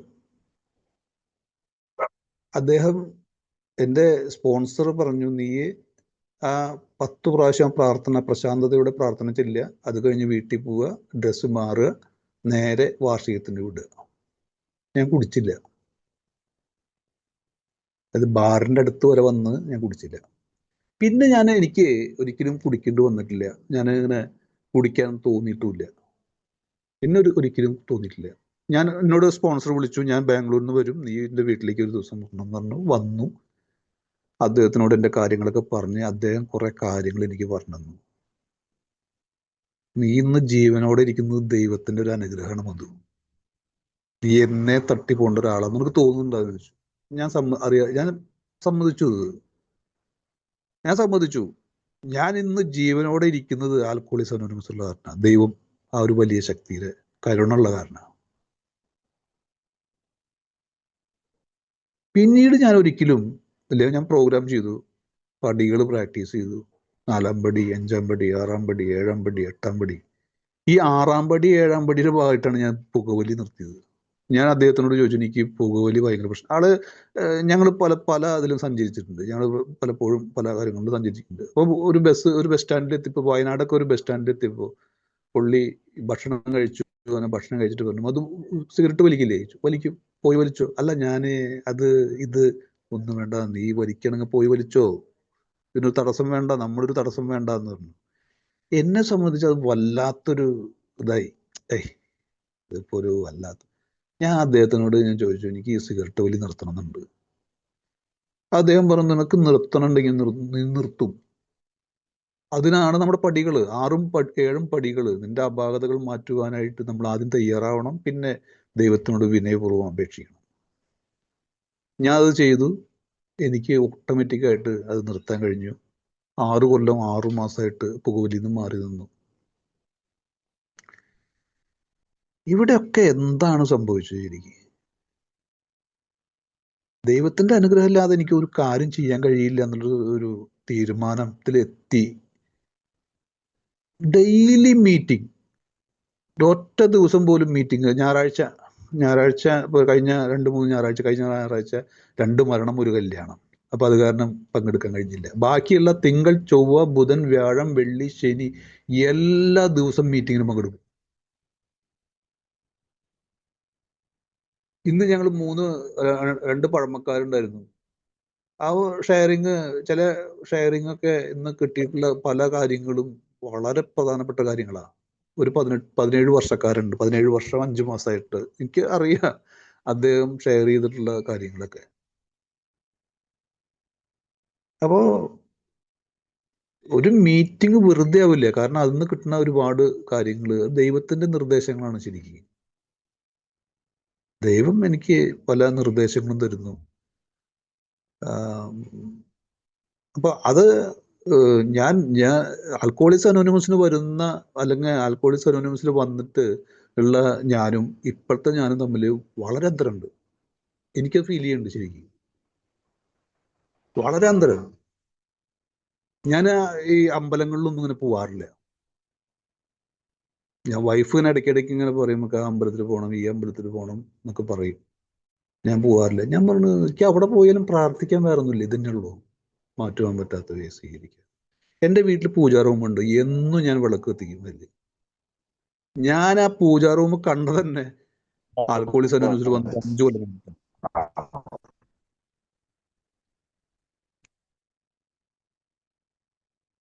ആൽക്കോളിക്സ് അനോണിമസിൽ വന്നിട്ട് 5 കൊല്ലം കഴിഞ്ഞിട്ടാണ് ഞാൻ എൻ്റെ പൂജാ റൂം കണ്ടത്. കാരണം എൻ്റെ ഒരു പഴമക്കാരനോട് പറഞ്ഞു, മധു ഒന്ന് വിളക്ക് വയ്ക്കുക. അല്ല, നീ നിന്റെ പുള്ളി ക്രിസ്ത്യനാണ്. പുള്ളി പള്ളിയിൽ പോകാറുണ്ട്, മറ്റുള്ള കാര്യങ്ങളൊക്കെ ഉണ്ട്. അപ്പം എന്നോട് പറയാറുണ്ട്. ഞാൻ പറഞ്ഞ, എന്ത് ദൈവം ചില സമയത്തൊന്നും നമ്മളെ കണ്ണ് മാറ്റുന്നു, അങ്ങനെ എന്താ പറയാ, കണ്ണില്ലാത്ത ദൈവങ്ങളാണോ എന്നൊക്കെ. അത് നമുക്ക് ചില പ്രതിസന്ധികൾ വരുമ്പോൾ ഞാൻ ഒരു വാക്ക് പറഞ്ഞു പോയപ്പോൾ അദ്ദേഹം പറഞ്ഞു, നീ നിന്റെ വീട്ടില് ഈ ഫോട്ടോ ഒക്കെ വെക്കണ സ്ഥലമുണ്ടോ, ദൈവത്തിന്റെ ഫോട്ടോ വെക്കണ സ്ഥലമുണ്ടോ ചോദിച്ചു. ഞാൻ പറഞ്ഞു, പൂജാ റൂം തന്നെ ഉണ്ട്. എന്തുകൊണ്ട് നിനക്ക് അവിടെ ഒരു വിളക്ക് വെച്ചുകൂടാന്ന് അദ്ദേഹം ചോദിച്ചത്. എന്തുകൊണ്ട് നമുക്കൊരു വിളക്ക്, കുറച്ച് എണ്ണ ഇട്ടിട്ട് തിരിയിട്ടൊരു വിളക്ക് വെച്ചുകൂടാ, എന്നിട്ട് അത് നമ്മുടെ പ്രാർത്ഥന ഒന്ന് പ്രാർത്ഥിക്കുക. തീർച്ചയായിട്ടും ഞാൻ അവിടെ പ്രാർത്ഥിക്കുന്നത് നമ്മുടെ പ്രാർത്ഥന. അപ്പൊ ഈ സംഘർഷാവസ്ഥ നമ്മൾ ഓരോ പ്രാർത്ഥിക്കുമ്പോൾ ആ പ്രാർത്ഥനയുടെ ഫലം നമുക്ക് കിട്ടുന്ന ജീവിതത്തിൽ ഒരുപാട് സംഘർഷാവസ്ഥ. ഞാനൊരു ഡിപ്രഷന് മരുന്ന് കഴിച്ചെന്ന ഒരാളാണ് ശരിക്കും. അതായത് ഓരോ ടെൻഷനും, അതുമാതിരി വർക്കിന്റെ കാര്യത്തിൽ ടെൻഷൻ ആലോചിച്ചിട്ട്, സാമ്പത്തികമായിട്ട് ടെൻഷൻ ആലോചിച്ചിട്ട്, ഓരോ പ്രതിസന്ധികൾ, വലിയ വലിയ പ്രതിസന്ധികൾ വരുമ്പോൾ ഡിപ്രഷൻ വന്നിട്ട് ഞാൻ ഈ സൈക്കാട്രിസ്റ്റിനെ കണ്ടു. 2 നേരമുള്ള മരുന്ന് കഴിച്ച് അങ്ങനെ നടക്കണം. അപ്പോൾ പുള്ളി എന്നോട് പറഞ്ഞു, ഇത് അധികം കഴിക്കുന്നത് നല്ലതല്ല, അപ്പോൾ കൃത്യമായിട്ട് ഒന്ന് ഇതായി കഴിഞ്ഞാൽ കാണിക്കണം, നമുക്ക് ഒരു 2 ആഴ്ച മരുന്ന് കഴിച്ചിട്ട് കാണിക്കണം എന്നൊക്കെ പറഞ്ഞിട്ട് ഞാൻ മരുന്ന് കഴിച്ചെന്ന ഒരാളാണ്. ഇപ്പൊ മരുന്ന് കഴിക്കേണ്ടി വരുന്നില്ല ശരിക്കും. കാരണം അതിനുള്ള മരുന്നാണ് ആൽക്കോളിക്സ് അനോണിമസിന്റെ നിരന്തരമായിട്ടുള്ള ഷെയറിങ്ങുകൾ, മറ്റുള്ള ആളുകളുടെ ഷെയറിങ്ങുകൾ. നന്ദി പറച്ചില്, ഞാൻ ഇന്ന് ജീവനോടുണ്ട് എന്നുള്ള, ഞാൻ നേരത്തെ പറഞ്ഞ 3 കാര്യങ്ങൾക്ക് നന്ദി പറയാം. ഇപ്പൊ വൈഫിന് തൈറോയിഡ് ഉണ്ടായിരുന്നു. തൈറോയിഡ് ഹൈപ്പർ തൈറോയിഡാണ്. എന്നിട്ടത് ഓപ്പറേഷൻ വേണമെന്നൊക്കെ പറഞ്ഞു. ഒരു 10 കിലോ വൈഫ് കുറഞ്ഞു. ആകെ പേടിയായി. അപ്പോൾ അവർ പറഞ്ഞു, ക്യാൻസറിന്റെ ഒരു ടെസ്റ്റ് ഉണ്ട്, നടത്തണം എന്ന് പറഞ്ഞു. ക്യാൻസറിന്റെ ടെസ്റ്റ് നടത്താൻ വേണ്ടിയിട്ട് ഞങ്ങൾ അമല ക്യാൻസർ ഹോസ്പിറ്റൽ ഉണ്ട് ഇവിടെ ഞങ്ങളുടെ വീടിന്റെ അടുത്ത്, ഒരു 5-6 കിലോമീറ്റർ അപ്പുറത്തുണ്ട്. അവിടെ പോയി ക്യാൻസർ വാർഡിലാണ് ഈ ടെസ്റ്റ് നടത്തുന്നത്. അപ്പൊ അവിടുത്തെ രോഗികളൊക്കെ കണ്ടപ്പോൾ എൻ്റെ വൈഫിന്റെ ബോധം പോയി. വൈഫ് എൻ്റെ കൈ പിടിച്ച് മുറുക്കി ഇങ്ങനെ പിടിച്ചിട്ട് പറയും എനിക്ക് പേടിയാവുന്നു. എന്നിട്ട് എന്നോട് ചോദിച്ചു, മോൾ ചേട്ടാ എനിക്ക് ക്യാൻസർ ഉണ്ടാവുമോ? എനിക്ക് ആ സമയത്ത് എനിക്ക് പറയാൻ കഴിഞ്ഞത്, നീ പേടിക്കണ്ട, ഞാൻ നിന്റെ കൂടെ ഉണ്ട്, ഞാൻ നിന്റെ കൂടെ ഉണ്ട്. ആ ഹോസ്പിറ്റലിൽ പല സ്ഥലത്തും ദൈവവചനങ്ങൾ എഴുതിയിട്ടുണ്ട്. അതേപോലെ എനിക്ക് പറയാൻ തോന്നുന്നത്, നിന്റെ കൂടെയുണ്ട്, നീ ഒരു പേടിക്കണ്ട. 3 വർഷം മരുന്ന് കഴിച്ചു. ഇപ്പൊ ഒരു മരുന്നുമില്ല, ഒരു മരുന്നും ഭാര്യ കഴിക്കുന്നില്ല. ഇപ്പൊ ഒരു മരുന്നില്ലാതെ അയാള് വെയിറ്റ് ഒക്കെ നോർമൽ വെയിറ്റ് ആയി. ഇപ്പൊ വൈഫിന്റെ ശബ്ദം അവിടുന്ന് കേൾക്കുന്നു, എനിക്ക് ഇവിടുന്ന് കേട്ടാൽ. കാരണം രണ്ടാമത്തെ ചേട്ടത്തി വന്നു, ചേട്ടന്റെ ഭാര്യയും ചേട്ടനും ചേട്ടത്തിന്റെ ഭാര്യയും വന്ന് താഴെ വന്നിട്ടുണ്ട്, അവര് തമ്മിൽ സംസാരിക്കുന്നുണ്ട്. അപ്പൊ യഥാർത്ഥത്തില് ഞങ്ങൾ ഒരുമിച്ചാണ് പോകുന്നത്. വോട്ട് ചെയ്യാൻ പോയി, വോട്ട് ചെയ്തു. അത് കഴിഞ്ഞു വൈഫിന് കുറച്ച് സാധനങ്ങൾ മേടിക്കണം എന്ന് പറഞ്ഞു. വീട്ടിലേക്ക് ഇതില് സേവാനാഴി എന്ന് പറഞ്ഞ സാധനം ഉണ്ട്, നമ്മുടെ ഈ നൂലപ്പൊക്കെ ഉണ്ടാക്കണത്, അത് മേടിച്ചു. അതുപോലെ കുറച്ച് കത്തികൾ മേടിച്ചു. കറിക്കരിയണ മറ്റേ ബോർഡ് മേടിച്ചു. 2000 എത്ര രൂപ ഇതായി. മറ്റത് എനിക്ക് ദേഷ്യം വരും കാശ് ചിലവാകുമ്പോൾ. ഇന്ന് എനിക്ക് മനസ്സിലാകുന്നുണ്ട്, ആൽക്കഹോളിക്സ് അനോണിമസ് നമ്പർ 1 നമ്മുടെ ജീവിതത്തിലെ ഏറ്റവും പ്രധാനപ്പെട്ട ഒരു കാര്യം ആൽക്കഹോളിക്സ് അനോണിമസ് ആണ്. യാതൊരു സംശയവുമില്ല. ആൽക്കഹോളിക്സ് അനോണിമസ് ഒന്നാമത്തെ കാര്യം. ഇപ്പൊ പഴമക്കാരൊക്കെ പറയാറുണ്ട്, നമുക്കൊരു ട്രയാങ്കിൾ പോലെയാണ് നമ്മുടെ ഇതില്ലേ, സുഖപ്രാപ്തി, അല്ലെങ്കിൽ ഐക്യം, പിന്നെ ഒരെണ്ണം കൂടി ഉണ്ട് പെട്ടെന്ന്, ഐക്യം സേവനം മോചനം, ട്രയാങ്കിൾ. ഇത് ട്രയാങ്കിളില് കുറച്ചും കൂടി ഒരു ഇത് ചെയ്യുമ്പോൾ വീട് ജോലി മീറ്റിംഗ്. പക്ഷെ എനിക്കൊക്കെ ഏറ്റവും പ്രധാനപ്പെട്ട കാര്യം മീറ്റിംഗാ. ഉള്ള കാര്യം പറയും, ഭംഗി വാക്ക് പറയല്ല, കാരണം എനിക്കത് അനുഭവത്തിൽ വരുന്നുണ്ട് ഒരു മീറ്റിംഗ്.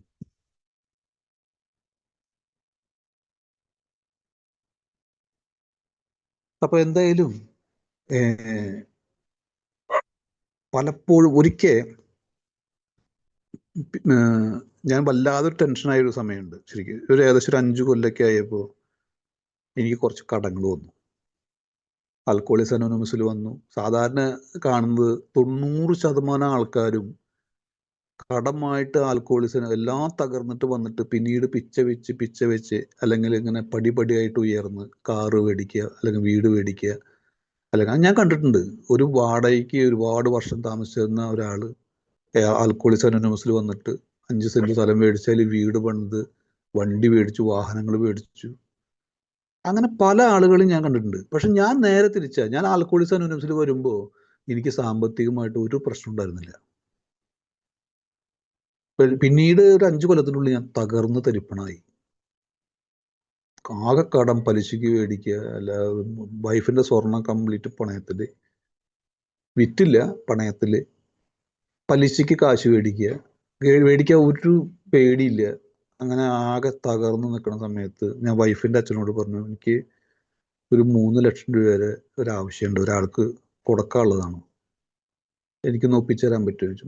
വൈഫിന്റെ അച്ഛൻ എന്നോട് പറഞ്ഞിട്ടുണ്ട്, മധു, നീ സാമ്പത്തികമായിട്ട് പ്രശ്നത്തിൽ നീ കുടിക്കാൻ പോകരുത്, അങ്ങനെ വല്ല പ്രശ്നം വരുമ്പോൾ എന്നോട് പറഞ്ഞു. പക്ഷെ അദ്ദേഹത്തിന് നിസ്സഹായാവസ്ഥയായിരുന്നു അന്ന്.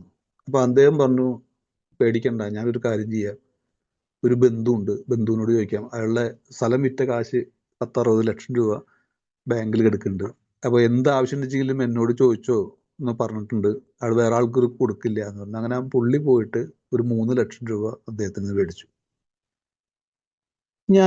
ഞാൻ എൻ്റെ കടം വീട്ടി. അപ്പൊ ഞാൻ പറഞ്ഞു, അതിന് ചെറിയ പലിശ കൊടുക്കണം, കാരണം ബാങ്കിലത്തെ പലിശ കൊടുക്കണം. ബാങ്കിൽ നിന്നുള്ളതാണ്, ആ ബാങ്കിലത്തെ പലിശ കൊടുക്കാം, അത് 3 ലക്ഷം രൂപയ്ക്ക് നിസ്സാര പലിശയുള്ളൂ. അങ്ങനെ ഞാൻ പറഞ്ഞു, എനിക്കൊരു 6 മാസത്തെ സമയം തരണം എന്ന് പറഞ്ഞു.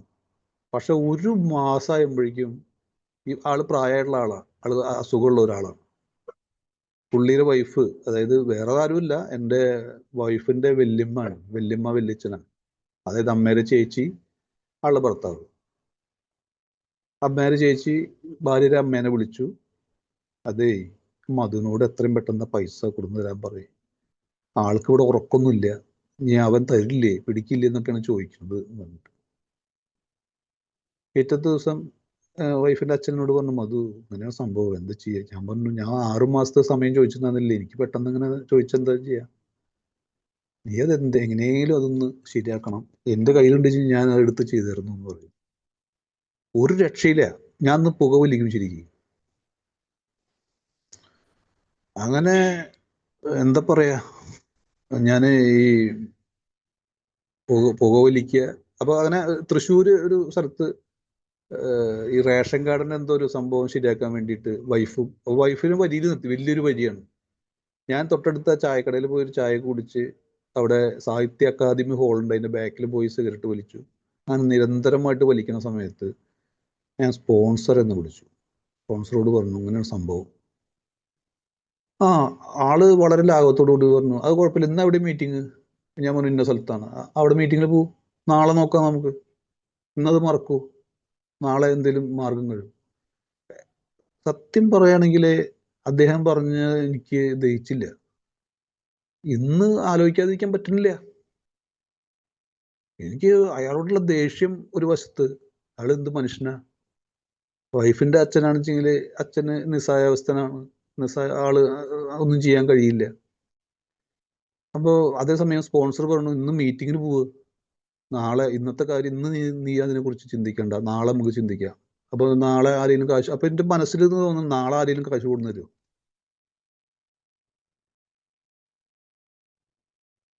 അങ്ങനെ ഞാൻ ആകെ വിഷമിച്ച് ഇങ്ങനെ ഇരിക്കുന്ന സമയത്ത് വൈഫ്, ഞങ്ങൾ വണ്ടിയിൽ ഇങ്ങനെ വരുന്ന സമയത്ത് വൈഫിനോട് ഞാൻ അങ്ങനെ പറഞ്ഞു. വൈഫ് പറഞ്ഞു നാളെ അദ്ദേഹം പറയുന്നത് കേക്ക്, നാളെ എന്തെങ്കിലും മാർഗം കാണും, നമുക്ക് എന്തെങ്കിലും ചെയ്യാം. വൈഫ് പറയണത് നാളെ എന്തെങ്കിലും മാർഗം കാണുമെന്ന് വൈഫ് പറഞ്ഞു. അന്ന് ഞാൻ മീറ്റിങ്ങിന് പങ്കെടുത്തു. അന്ന് മഴക്കാലമാണ് ശരിക്കും. ആ മീറ്റിങ്ങിന് പങ്കെടുക്കുന്ന സമയത്ത് ഇങ്ങനെ ഇടയ്ക്ക് ഫോൺ വരുന്നുണ്ട്. ഏത് നമ്പർ മാത്രമാണ് വരുന്നത്. ഞാൻ ഷെയർ ചെയ്യണ സമയത്ത് 2 പ്രാവശ്യം ഫോൺ ഇങ്ങനെ ഇതിലാണ്, സൈലന്റിലാണ്, വൈബ്രേഷനിലാണ്. അപ്പോൾ വൈബ്രേഷൻ ആയാലും ചെറിയ സൗണ്ട് കേൾക്കാമല്ലോ.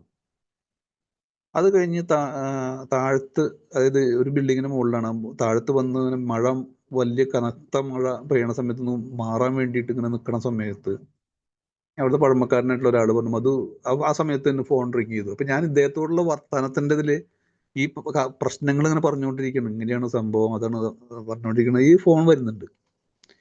അപ്പൊ അദ്ദേഹം പറഞ്ഞു ഫോൺ വരുന്നുണ്ട്, ഫോൺ എടുക്കുമെന്ന്. അങ്ങനെ ഞാൻ എടുത്തപ്പോൾ ഗൾഫിൽ നിന്ന് ഒരു ക്ലയന്റ് ആണ്. കാരണം പുള്ളി പ്ലാനും കാര്യങ്ങളൊക്കെ ശരിയാക്കി, അദ്ദേഹം എല്ലാം ശരിയായതാണ്. പിന്നെ വീട് പണി തുടങ്ങുമ്പോൾ വിളിക്കാന്ന് പറഞ്ഞതാണ്. പുള്ളി എന്നെ വിളിച്ചിട്ട് പറഞ്ഞു, അതെ ആ പറമ്പ് ഒന്ന് ക്ലീൻ ആക്കണം, അവിടുത്തെ മരങ്ങളൊക്കെ വെട്ടണം, തറപണി ചെയ്യണം, അപ്പൊ അതിന് എത്ര രൂപ വേണമെന്ന് ചോദിച്ചപ്പോൾ ഞാൻ പറഞ്ഞു 7 ലക്ഷം രൂപ വേണമെന്ന് പറഞ്ഞു.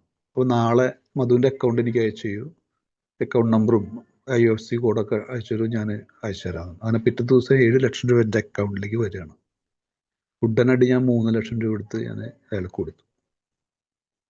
അന്ന് എൻ്റെ മനസ്സിൽ എനിക്ക് തോന്നിയത് ആ ദൈവത്തിന്റെ ഞാൻ അത്രമാത്രം ഞാൻ ഉള്ളുരുക്കിയിട്ടിരിക്കുന്ന സമയത്താണ് എനിക്ക് ഈ സംഭവം വരുന്നത്. ഇത് എവിടുന്ന് വന്നു? എൻ്റെ സ്പോൺസർ പറഞ്ഞു, നീ ഇന്ന് എവിടെ മീറ്റിങ്ങിന്, ആ മീറ്റിങ്ങിന് പോ, നാളെ ഇതിനൊരു എന്തെങ്കിലും കാണും.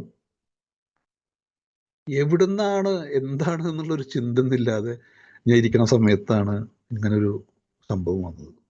ഇതൊരു ഉദാഹരണം മാത്രമാണ്. ഇതേപോലെ ഒരുപാട് കാര്യങ്ങൾ എൻ്റെ മനസ്സിൽ വന്നിട്ടുണ്ട്. ഞാൻ എൻ്റെ മോള് BArchന് പഠിക്കുകയാണ്. അയാള് ഇനിയിപ്പോ 4ാമത്തെ കൊല്ലാണ്, 5 കൊല്ലാണ് മീറ്റിംഗ് ഇത്. അപ്പൊ ഒരു കൊല്ലത്തില് ഏകദേശം ഒരു 2 ലക്ഷം 2.5 ലക്ഷം രൂപയോളം ചെലവ് വരും. ഞാൻ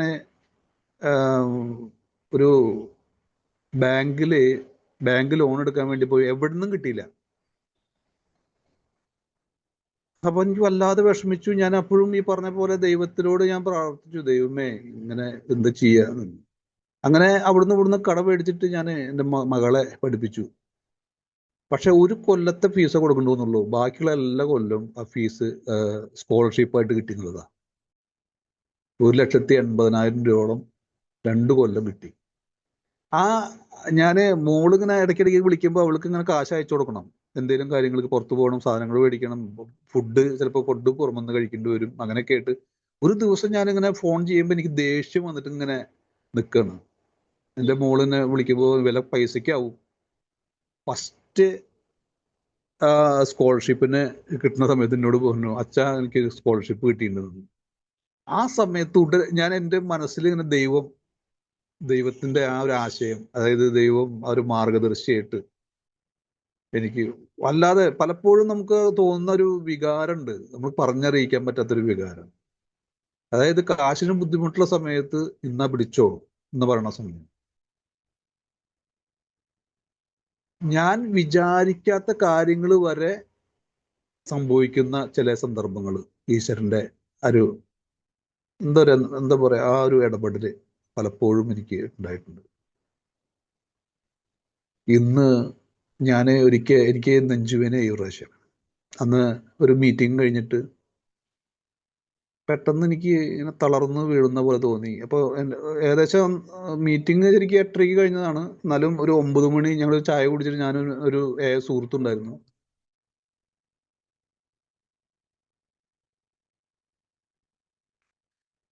അങ്ങനെ മീറ്റിംഗ് കഴിഞ്ഞ് ഒരു ചായ കുടിച്ച് തിരിച്ചു വരുന്ന സമയത്ത് എനിക്ക് നെഞ്ചുവേദന വന്നു. പെട്ടെന്നൊരു നെഞ്ചുവേദന. ഞാൻ അടക്കി പിടിച്ച് മെല്ലെ നടക്കുമ്പോഴേക്കും കിതപ്പ് വന്നു. വേർത്ത് തുടങ്ങി. അപ്പോൾ ഞാൻ ആ സുഹൃത്തിനോട് പറഞ്ഞു, എനിക്ക് നെഞ്ചുവേദനയാവേണ്ടതെന്ന്. പുള്ളി എന്നെ ഒരു കട റൂമിന്റെ ഒരു ഷോപ്പിന്റെ മുമ്പിൽ കൊണ്ടുവന്നിരുത്തിയിട്ട് വേഗം പോയിട്ട് വെള്ളം കുടിച്ചു. അപ്പോഴേക്കും എന്ത് ചെയ്യണമെന്ന് അറിയാതെ, എന്താ വേണ്ടത് അറിയാതെ, അപ്പൊ ഞാൻ ഉടനടി എൻ്റെ ജ്യേഷ്ഠനെ വിളിച്ചു, മൂത്ത ജ്യേഷ്ഠനെ വിളിച്ചു. രണ്ട് ജ്യേഷ്ഠന്മാരും കൂടിയിട്ട് കാർ എടുത്ത് അവർ വന്നു, നേരെ ഹോസ്പിറ്റലിൽ കൊണ്ടുപോയി. അവിടെ കൊണ്ടുപോയി ECG എടുത്തു, മറ്റുള്ള കാര്യങ്ങളൊക്കെ എടുത്തപ്പോൾ അവർ പറഞ്ഞു അതിലൊന്നും നോർമലാണല്ലോ, വേറെ കുഴപ്പമൊന്നുമില്ല, വല്ല ഗ്യാസ് കയറിയതോ എന്തൊക്കെയാവും ചിലപ്പോൾ എന്ന് പറഞ്ഞ ഗ്യാസിന്റെ മരുന്നും ഒരു ഇഞ്ചക്ഷൻ തന്നു. ഇത് പലതവണ ആവർത്തിച്ച് എനിക്ക് ഭയങ്കര ടെൻഷൻ. ഈ പറഞ്ഞ പോലെ വെയിറ്റ് കൂടുതലാണ്, കൊളസ്ട്രോൾ ഇല്ല, പക്ഷെ എന്നാലും. അങ്ങനെ ഞാനൊരു ഡോക്ടറെ കണ്ടു, ഒരു സ്പെഷ്യലിസ്റ്റ്. അതായത് ഈ അപ്പൊ അവിടെയൊക്കെ ഡോക്ടറെ കാണാതിരിക്കുമ്പോൾ വലിയ തിരക്കുള്ള ഒരു ഡോക്ടറാണ്. ഡോക്ടറെ കാണുമ്പോൾ എനിക്ക് ഭയങ്കര ടെൻഷനാണ്. അപ്പൊ ഞാൻ വൈഫിനോട് പറഞ്ഞു, പേടിക്കാതിരിക്കേ, ഒന്നും ഉണ്ടാവില്ല എന്ന് പറഞ്ഞു. അപ്പോൾ എനിക്ക് ഈ പ്രാർത്ഥന, അതായത് വേറെ നിവൃത്തിയില്ലാതെ വരുമ്പോ ഞാന് ഈ പ്രാർത്ഥന, വേറെ നിവൃത്തിയില്ലാതെ വരുമ്പോന്നല്ല, ആ സമയത്ത് പ്രാർത്ഥിക്കാതെ രക്ഷയില്ല. ഞാൻ അങ്ങനെ പ്രാർത്ഥിക്കുകയാണ്, ഈശ്വര ദൈവമേ, ഈ മാറ്റുവാൻ പറ്റാത്ത ആ സാഹചര്യത്തെ എനിക്ക് മാറ്റാൻ പറ്റില്ല. അങ്ങനെ ഞാൻ ഡോക്ടർ അവിടെ വന്നു. ഡോക്ടർ പറഞ്ഞു, അവിടെ കിടക്കാൻ പറഞ്ഞു. ആള് പരിശോധിച്ചിട്ട് പറഞ്ഞു, ഒരു കുഴപ്പമില്ല, നിങ്ങൾ പൊക്കോ. ഞാൻ ഡോക്ടറോട് പറഞ്ഞു, എനിക്ക് ഇതറിയണം, ശരിക്കും കുഴപ്പമുണ്ടോ ഇല്ലേ. ഇതിങ്ങനെ ഇടയ്ക്ക് ഇങ്ങനെ വരുന്നുണ്ട്. ഈ വരുമ്പോൾ എനിക്ക് പാനിക് അറ്റാക്ക് എന്ന് പറഞ്ഞ സംഭവം വരുന്നുണ്ട്. അപ്പൊ പുള്ളിയാണെന്ന് വെച്ചെങ്കിൽ ഒരുപാട് അത്രയും ഫേമസ് ആയിട്ടുള്ള ഡോക്ടറാണ്. ആള് പറഞ്ഞോടൂ, തനിക്ക് അങ്ങനെ ഒരു പ്രശ്നം ഉണ്ടെങ്കിൽ അറിയാൻ പറ്റും. പിന്നെ ഒരു കാര്യം ചെയ്യേ, 2 ടെസ്റ്റ് ഞാൻ എഴുതി തരാം, ഈ TMT അതുപോലെ എക്കോ ടെസ്റ്റ്, അത് ചെയ്യാം. അങ്ങനെ ഞാനും വൈഫും കൂടി അവിടെ പോയി ആദ്യം എക്കോ ടെസ്റ്റ് ചെയ്തു, പിന്നെ TMT ചെയ്തു. TMT എന്ന് പറഞ്ഞ ട്രെഡ്മിൽ ടെസ്റ്റ്. അത് കഴിഞ്ഞ് ഈ ഇതിന്റെ റിസൾട്ടിന് കാത്തിരിക്കുകയാണ്. റിസൾട്ട് വന്നു. അത് കഴിഞ്ഞ് ഡോക്ടറെ കാത്തിരിക്കുന്ന സമയത്ത് ഒരാൾ കുഴഞ്ഞു വീണു അവിടെ. അയാളെ വേഗം സ്ട്രക്ചറിൽ എടുത്തിട്ട് കൊണ്ടുപോകണ ഭാഗം കണ്ടപ്പോൾ എനിക്ക് പേടിയായി. എൻ്റെ ഈ 2 ടെസ്റ്റിലും പ്രശ്നം ഉണ്ടാവും, ഭയങ്കര ഭയം. അങ്ങനെ ഡോക്ടർ എന്നെ വിളിച്ചു. ഡോക്ടറെ അടുത്ത് ചെന്നപ്പോൾ പറഞ്ഞു, ഇരിക്കണ്ടെന്ന് എന്നോട്, ഒക്കോ, ഇതാ റിപ്പോർട്ട്, ഒരു പ്രശ്നമില്ല. പക്ഷെ ഞാനൊരു സംശയ രോഗിയാണ് ശരി. എനിക്ക് ഇതൊക്കെ പറഞ്ഞു, ഡോക്ടർ അത്രയും ഫേമസ് ആയിട്ടുള്ള ഡോക്ടർ പറഞ്ഞു, കുഴപ്പമൊന്നുമില്ല, താൻ പേടിക്കണ്ട, വെറുതെ പേടിച്ചിട്ട് വലിയ അസുഖങ്ങളും വരുത്തണ്ട, ഇനി തീരെ പറ്റില്ലെങ്കിൽ ഒരു സൈക്കാട്രിസ്റ്റിനെ കണ്ടോളാം. ഭയം. പക്ഷെ ഇവിടൊക്കെ എൻ്റെ ആ ഭയത്തെ ദൂരീകരിക്കുകയും അതേപോലെ തന്നെ നമ്മൾ പറയില്ലേ, അതായത് മുന്നോട്ടുള്ള പ്രയാണത്തിൽ വികാരവിക്ഷുബ്ധരാകുമ്പോഴും സംശയഗ്രസ്തരാകുമ്പോഴും ഒരു നിമിഷം ഒന്ന് ചിന്തിച്ച് പ്രവർത്തിക്കാൻ ഒരു നിമിഷത്തേക്ക് ഒന്ന് ചിന്തിക്കാൻ പറയാ. കാരണം ഇന്ന് ഞാൻ ജീവനോടുണ്ടല്ലോ, മാരകമായിട്ടുള്ള അസുഖങ്ങളൊന്നും ഇല്ലല്ലോ. അല്ലെങ്കിൽ ഈ പറഞ്ഞ പോലെ ആൽക്കോളിസ് അനോണിമസിന്റെ കൂടെയാണ് ശരിക്കും. അപ്പൊ ഇത്രയും കാര്യങ്ങൾക്ക് നന്ദി പറയാൻ പറ്റുന്നുണ്ട്. എന്തായാലും സമയമായി 9:46. തീർച്ചയായിട്ടും ഇന്നത്തെ വിഷയത്തോട് എത്രമാത്രം ഞാൻ നീതി പുലർത്തിയിട്ടുണ്ടോയെന്ന് എനിക്കറിയില്ല. പക്ഷെ എൻ്റെ അനുഭവങ്ങളാണ്. ഈ അനുഭവങ്ങളിലൂടെ ഇന്ന് ഞാൻ മനസ്സിലാക്കുന്ന ദൈവം അല്ലെങ്കിൽ ആ വലിയ ശക്തിയുണ്ട്. ആ വലിയ ശക്തി ഒരുപാട് എന്നിലും മറ്റുള്ളവരിലും ഒരുപാട് പ്രവർത്തിക്കുന്നുണ്ട്.